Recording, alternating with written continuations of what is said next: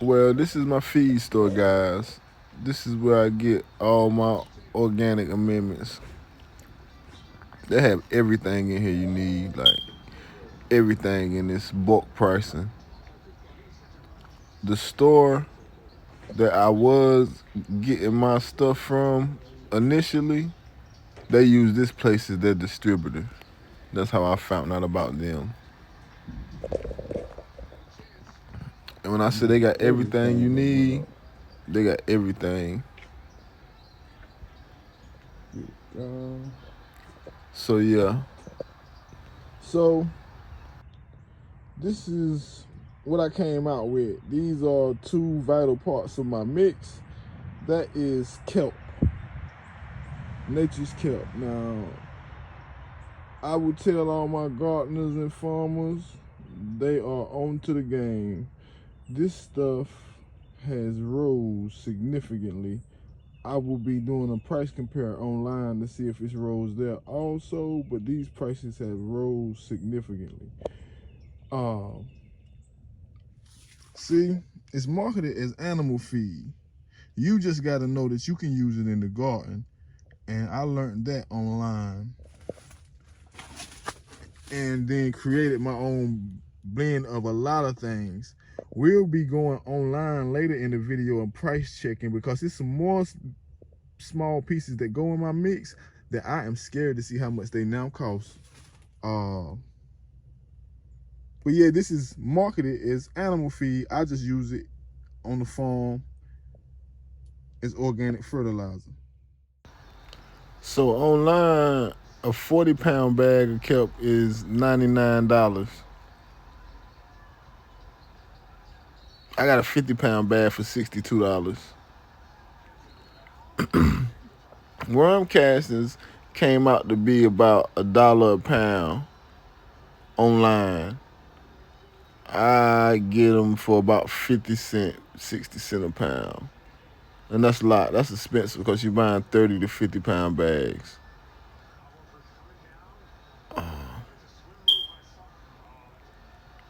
But worm castings need to be added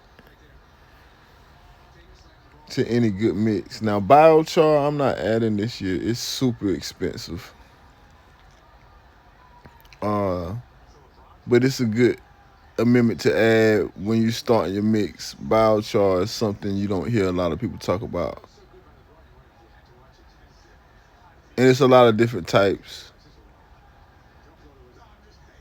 It needs to be inoculated with something also too.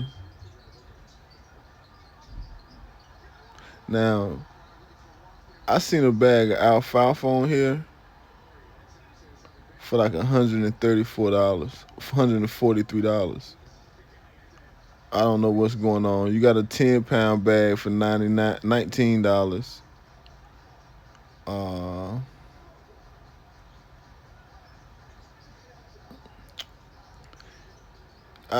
I got a 50-pound bag for $32 from the feed store. On here, you're getting a 15-pound bag for $46. So that's about $3 a pound. So I'm gonna let y'all see what my soil looked like before I revive it. Kind of proud of it. It's full of worms. And it got a good texture. Look at what it looked like. I get this pot right here.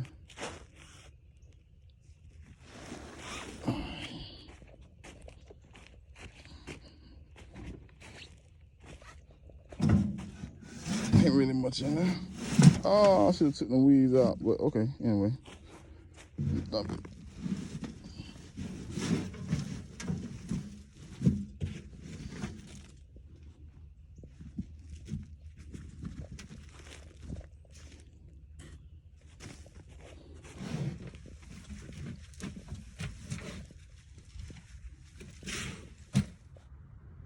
Yeah, so that's what it looked like before I revamp it.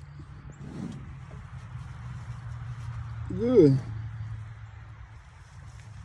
After months of neglect, because having nothing been in these pots but weeds and out to the elements, so thank you, sir. Success.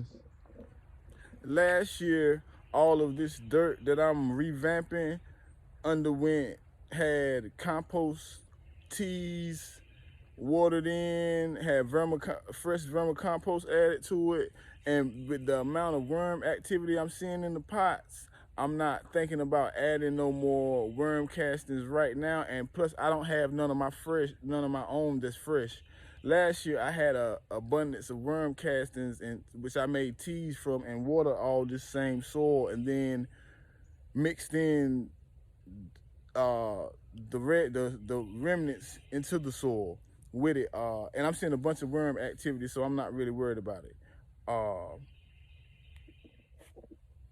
With these pots being outside and these pots being inoculated with worm tea and vermicompost and have a lot of microbial life, they will attract the right type of worm.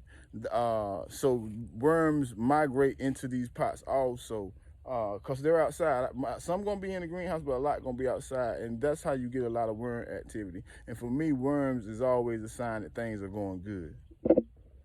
Now, in sustainable agriculture also, a big thing, and a lot of people don't understand it, is you're feeding your soil, and your soil is gonna feed your plants.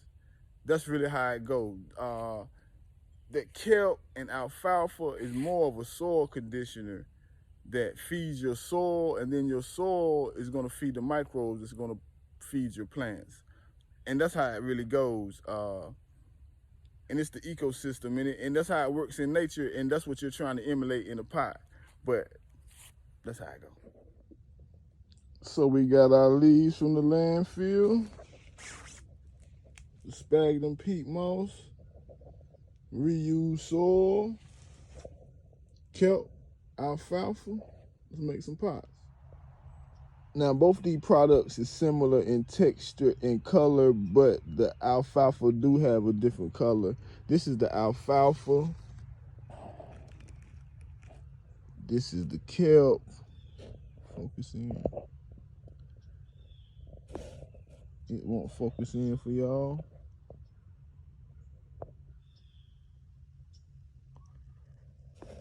That's the kelp. You really can tell the difference by smell.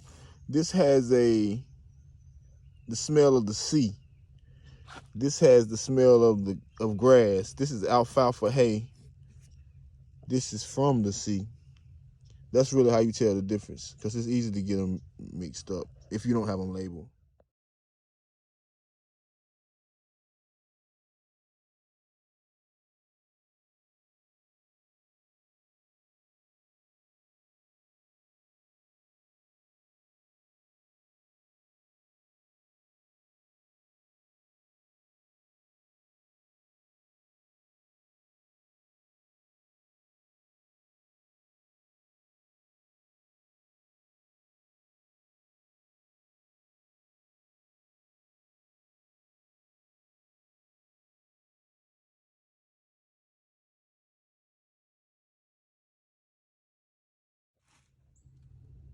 So I got 34 pots done today.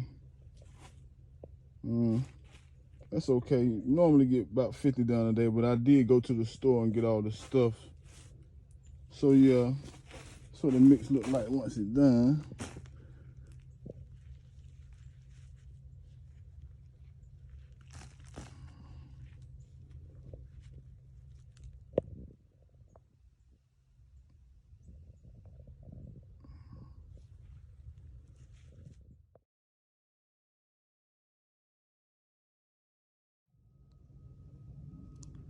So we got 105 pots made up.